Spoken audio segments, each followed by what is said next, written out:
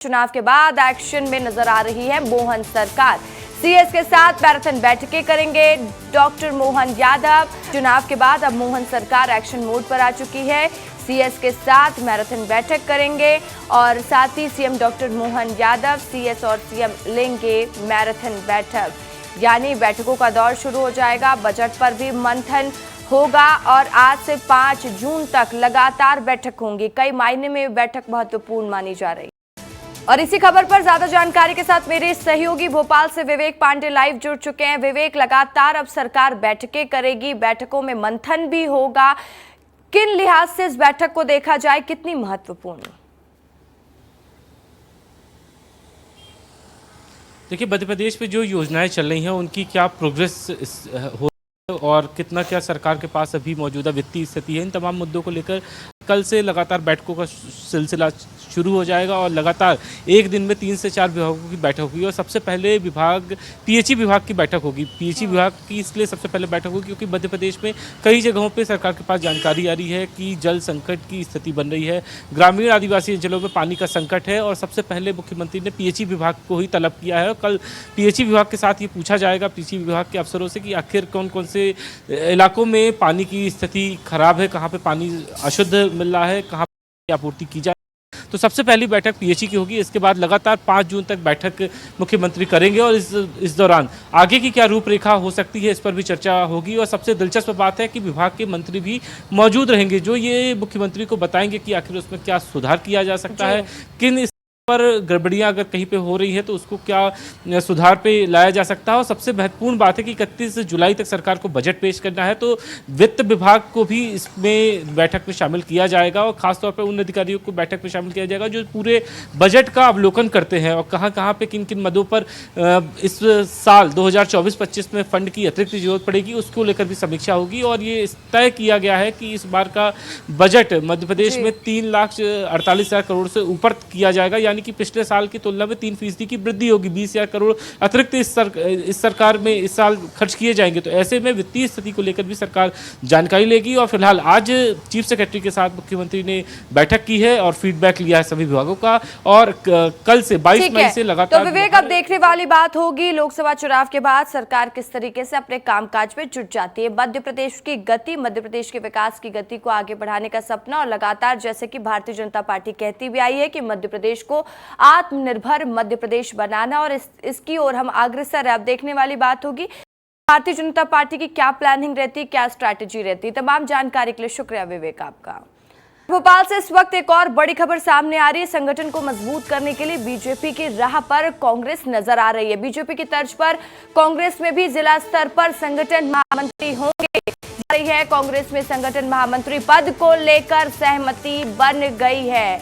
संगठन महामंत्री की सहमति से ही जिले के सभी फैसले होंगे, यानी कांग्रेस भी अब भारतीय जनता पार्टी की राह चुनने जा रही है। अब यहां पर भी जिला महामंत्री बनाया जाएगा। कांग्रेस में संगठन महामंत्री पद को लेकर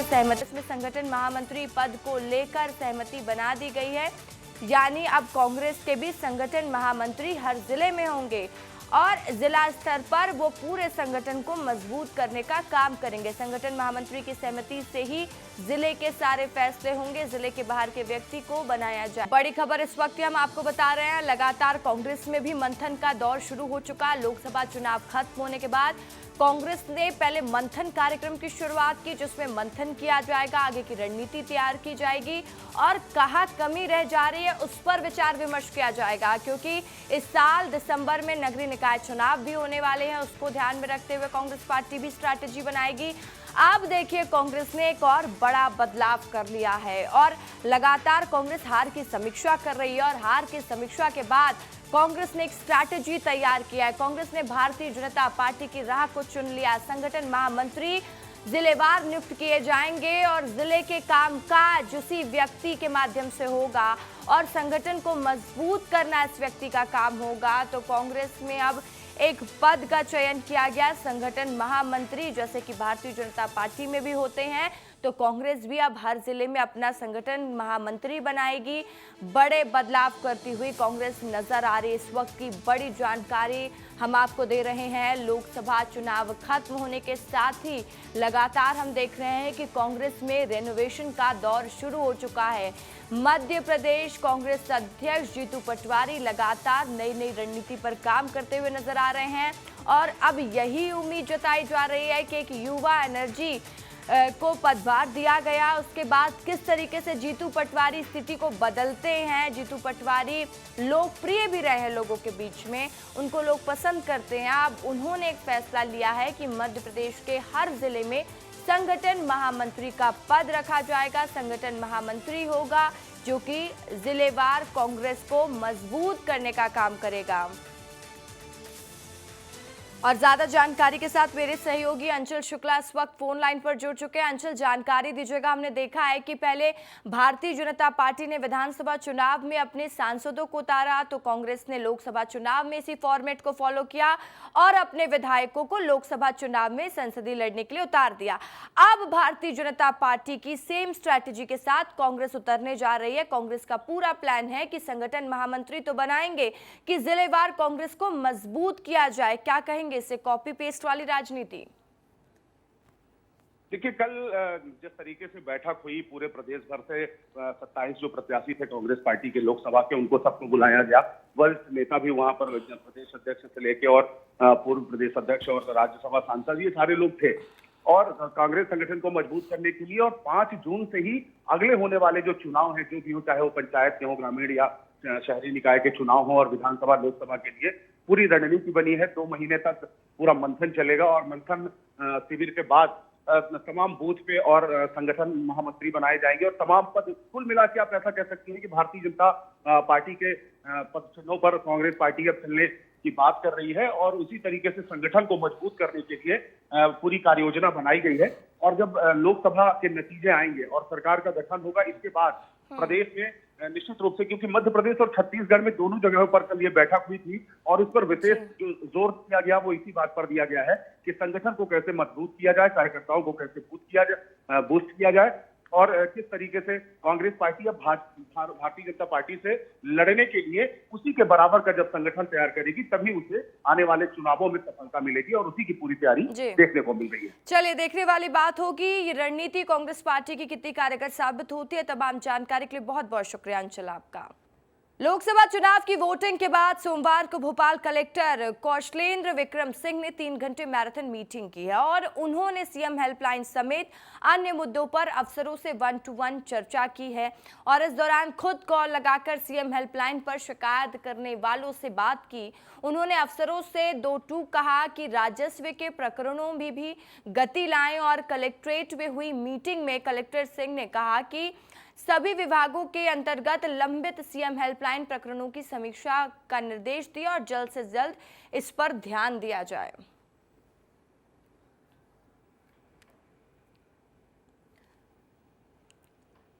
मध्य प्रदेश सरकार के पूर्व मंत्री और कांग्रेस के वरिष्ठ नेता सज्जन सिंह वर्मा ने अपनी ही पार्टी से तीखे सवाल पूछे हैं। सज्जन सिंह वर्मा ने पार्टी को छोड़कर जाने वाले और लोकसभा चुनाव में कांग्रेस का नुकसान करने वाले नेताओं और पार्टी को लेकर बड़ी बात कही है। समझिए इस रिपोर्ट में। डर के राजनीति नहीं होती। ये भड़ास बैठक है। बीजेपी ने कोई कसर छोड़ी नहीं। 2023 विधानसभा चुनाव में शिकस्त खाने के बाद कांग्रेस ने कहा था कि लोकसभा का चुनाव और मजबूती से लड़ेंगे, लेकिन लोकसभा चुनाव में भी कांग्रेस को लग रहा है कि पार्टी उतनी मजबूती से नहीं लड़ पाई जितनी जरूरत थी। कांग्रेस की सबसे बड़ी समस्या मौजूदा दौर में पार्टी को एक बनाए रखने की है। डर के राजनीति नहीं होती है। बोल्ड डिसीजन लेना पड़ते हैं, कड़े निर्णय लेना पड़ते हैं, तब जाके पार्टी में अनुशासन, लोगों में एक ये तो लगता ना कि भाई पार्टी कार्रवाई करती है। अभी तो लग रहा है कि पार्टी इस तरह के एलिमेंट पे कोई कार्रवाई करती नहीं, इसलिए खुली छूट है। कांग्रेस को दी सज्जन की नसीहत पर अब बीजेपी चुटकी ले रही है। ये भड़ास बैठक है, एक दूसरे को लताड़ लगाने की बैठक है। ये बैठक कांग्रेस के भीतर मचे घमासान की प्रतीक है। अब आप कांग्रेस के दूसरे बड़े नेता का बयान भी सुन लीजिए। मध्य प्रदेश के पूर्व मुख्यमंत्री कमलनाथ कह रहे हैं कि आम जनता कांग्रेस के साथ है, लेकिन भाजपा ने बेईमानी की है, पुलिस का दुरुपयोग किया गया है। आम जनता कांग्रेस के साथ है। तो बेईमानी में तो बीजेपी ने कोई कसर छोड़ी नहीं, पूरी बेईमानी करी है। बीजेपी ने भी कमलनाथ के आरोपों पर पलटवार किया है और कांग्रेस के नेताओं के बयान पर सवाल खड़े किए हैं। इतने 40-45 डिग्री के टेम्परेचर में भाजपा के नेता कार्यकर्ता देश भर में अलग अलग मोर्चों पर काम कर रहे हैं। कांग्रेस के नेता यहाँ एसी में बैठकर गप्पे मार रहे हैं। तो कांग्रेस के नेता जो बयान दे रहे हैं उससे क्या ये मान लिया जाए कि कांग्रेस को फीडबैक उम्मीद के अनुसार नहीं मिला है? Bureau report, star news. Jyotiraditya Scindia के बेटे महाआर्यमन सिंधिया से ठगी हुई है। 12 लाख रुपए की ठगी की गई है। वही hyper grocer private limited company के मैनेजर ने ठगी को अंजाम दिया। महाआर्यमन की ही कंपनी है ये हाइपर ग्रोसर प्राइवेट लिमिटेड। फल और सब्जियों से जुड़ा हुआ व्यापार करती है ये कंपनी, और जिस कंपनी के मैनेजर ने ही महाआर्यमन के साथ ठगी कर ली।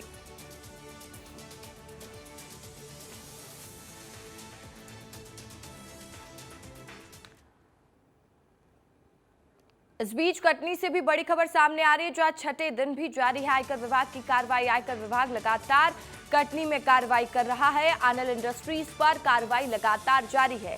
कटनी जबलपुर मार्ग पर स्थित एग्रो इंडस्ट्रीज की फैक्ट्री पर भी छापेमार कार्रवाई की गई। 500 अधिकारी जांच कर रहे हैं। 150 करोड़ रुपए कैश सहित अन्य संपत्ति मिली है, तो सूत्रों के हवाले से जानकारी मिल रही है और लगातार कार्रवाई चल रही है। और कार्रवाई खत्म होने के बाद ही हर पहलू से तस्वीरें साफ हो पाएंगी। और देखिए, छठे दिन भी आयकर विभाग लगातार कटनी में कार्रवाई कर रहा है। अनिल इंडस्ट्रीज पर लगातार कार्रवाई भी जारी है और साथ ही एग्रो इंडस्ट्रीज की फैक्ट्री पर भी छापेमार कार्रवाई की है।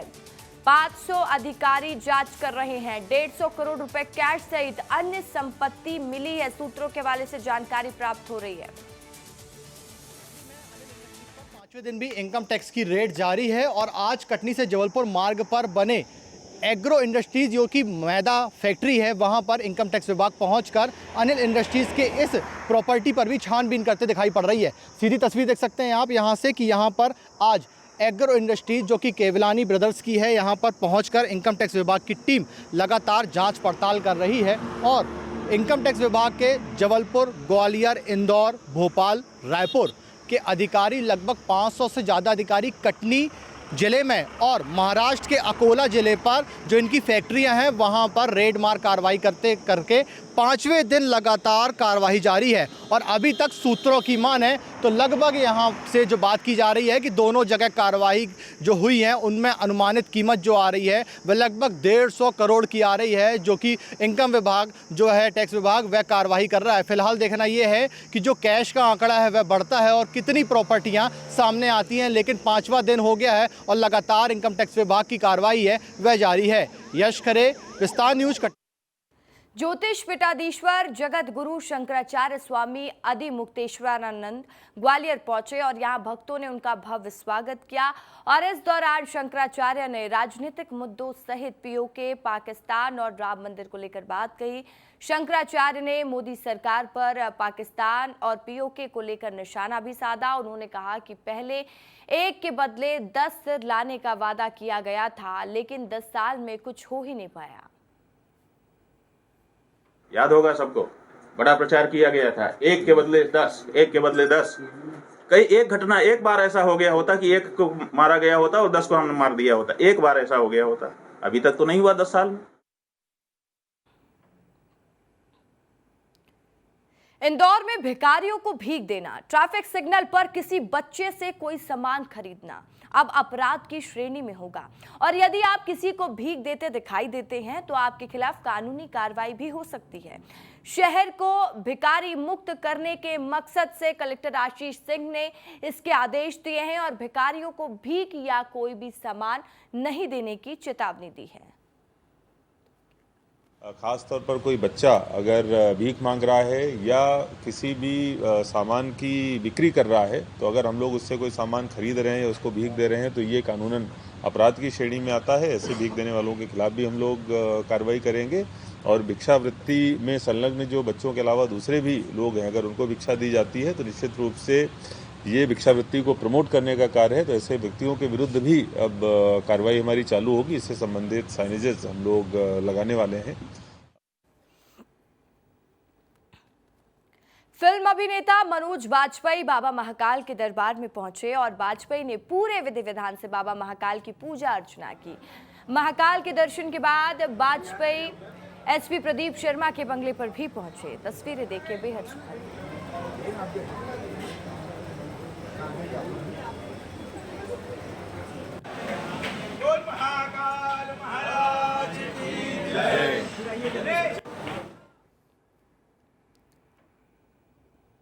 राजधानी समेत इंदौर और ग्वालियर में अगले महीने से ही सभी तरह के छोटे बड़े वाहनों की फिटनेस व्यवस्था निजी हाथों में सौंप दी जाएगी और इसके तहत जहां वाहन मालिकों को ऑटोमेटेड टेस्टिंग स्टेशन से 24 घंटे फिटनेस कराने जैसी सुविधा मिलेगी, वहीं लोगों को इसके लिए मौजूदा दरों से 2 गुना तक फीस चुकानी होगी। दरअसल सड़क परिवहन और राजमार्ग मंत्रालय ने अक्टूबर 2024 से सभी वाहनों की फिटनेस जांच एटीएस से कराना अनिवार्य कर दिया है और इसलिए तीनों शहरों में एटीएस तैयार किए गए हैं।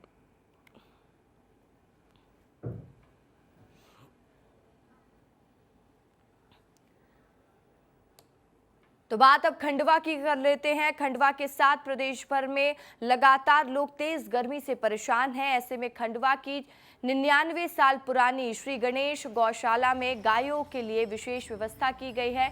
गायों को तरबूज खिलाए जा रहे हैं। यहाँ गायों को डिहाइड्रेशन से बचाने के लिए हाइड्रेशन ड्रिंक नियमित रूप से पिलाया जा रहा है। साथ ही गायों को तरबूज और कद्दू खिलाकर ठंडक पहुंचाई जा रही है।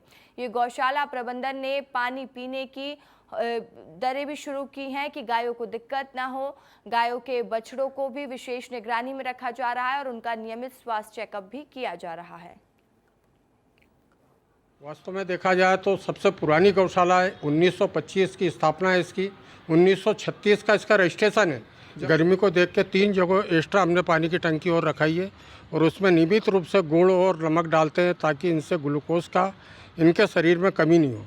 साथ ही हम लोग यहाँ पर अगर ऐसी कोई तकलीफ होती तत्काल डॉक्टर को बुलाकर उसमें ग्लूकोज के बाटल चढ़ाना या उनको और कोई तकलीफ हो तो उसके लिए भी हम तत्काल प्रशासन से वेटनरी से संपर्क करके उनकी व्यवस्था करते हैं। मध्य प्रदेश के अलीराजपुर में मिलने वाला नूरजहां नाम का आम से आप जानते हैं कि आप में क्या खास है और ये आम कठीवाड़ा निवासी शिवराज सिंह यादव के बगीचे में ही मिलता है और अपने गजब के स्वाद के लिए जाना जाता है। इसके आकार और वजन एक पपीते से भी बड़ा होता है। इस रिपोर्ट पे समझिए।